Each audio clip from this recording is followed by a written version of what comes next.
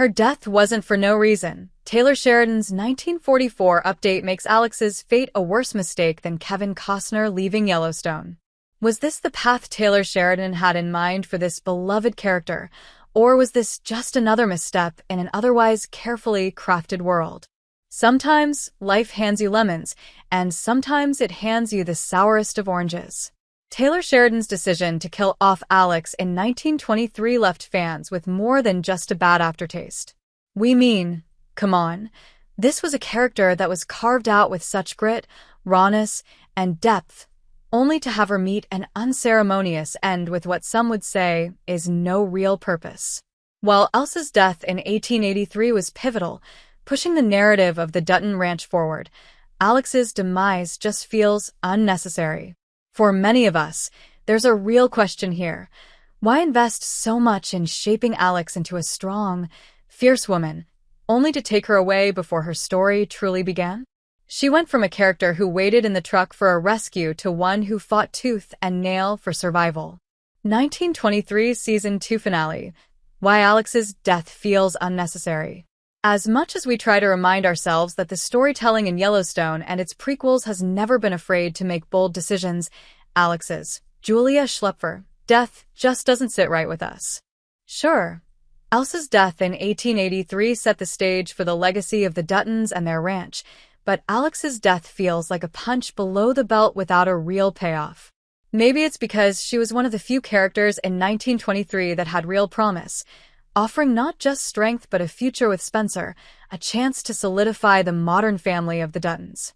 Taylor Sheridan had one chance to tie her fate into a meaningful narrative that could potentially push the Yellowstone universe forward. Instead, he gave us the opposite, an emotionally draining story where Alex's survival was simply a stepping stone for other characters. Alex's arc showed so much growth. After everything she'd gone through, Sheridan decided to pull the rug out from under us by killing her off. To take that away, to essentially cancel her character's development with a premature death, feels like a cheap shot, leaving us to wonder what might have been. Was this a necessary step for the story, or was it just a poor decision? Let's see what fans are saying. This move makes Kevin Costner's departure from Yellowstone look like a decision made with precision, not because Sheridan decided to rip the heart out of his own narrative. Alex's death, in particular, feels like a jarring misstep that not only undermines the character's development, but also leaves 1944, the upcoming prequel, shaky at best. Brandon Sklenor's return, Alex's fate and the future of 1944. But there's hope, though, with the potential return of Spencer in 1944. Brandon Sklenor has already expressed interest in reprising his role, see Variety, and we would love to see him back. But the real question is whether it'll be enough. How much will his journey matter without Alex by his side? In 1923, their relationship was central to the narrative, and with her death, it feels like a massive void has been left. A hole that can't just be filled by Spencer alone.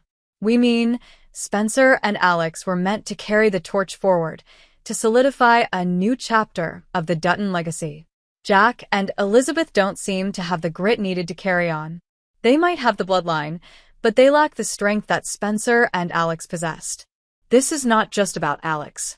That being said, Taylor Sheridan had a real opportunity to make 1923 Season 2 set us up for something epic in 1944, but instead, he left us with more loose ends than a cheap sweater. There was so much potential to develop Banner's story further, to create a narrative of redemption and forgiveness. But Sheridan decided to leave Banner hanging at the edge of ruin. Now, with 1944 on the horizon, there's an air of unease around what Sheridan will do next. Will he pick up the pieces from this mess, or will he continue to weave a story that leaves us second-guessing every move he makes? The future of the ranch, of the legacy of the Duttons, might now hinge on Spencer's shoulders alone. And honestly, without Alex beside him, it feels like a hollow promise.